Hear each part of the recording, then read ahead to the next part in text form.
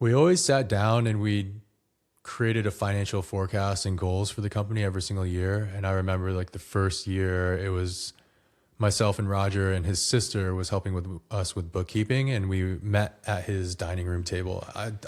I broke a chair because I leaned too far back, and we ordered like one pizza because that's all that we could afford. But we were like, okay, we if we can't get to $250,000 in a year, then we should probably dissolve the company, because at that Wow. point I could go back to, Roger could continue doing his own thing by himself and make over $100,000. I could just go back to an agency and make $100,000 or more, or whatever, and life would be a lot easier.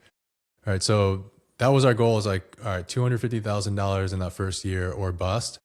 We exceeded that. I think we hit like 300 something $1,000, and we just kept that momentum going, and we felt like really positive, and we felt like we could build something.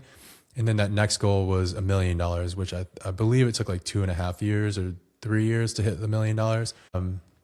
But yeah, I think there's a lot of mistakes that we made in the beginning, and I think a lot of people probably hear about, hey, like, are you working in the business or on the business? And we were definitely just working in the business the whole time.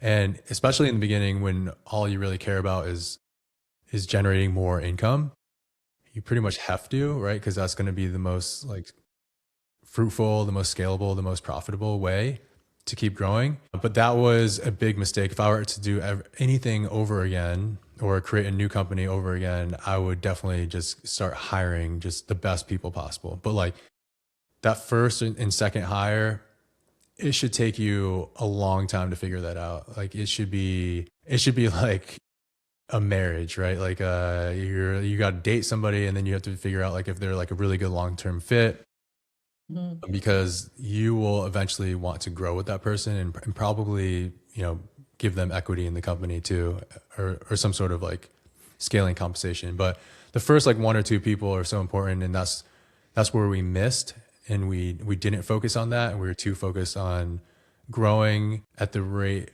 that we could handle the business, if that makes sense. Like Mhm. yeah, we had blinders on and we couldn't see the forest through the trees. Yeah, that makes total sense. Just being able to work on your business, man, that's very difficult to make time to do because yeah, I hear you. It's like, well, I got to work on the stuff that makes me money, but even getting the talent and the right employees in the right seats at the right time, that's a special formula.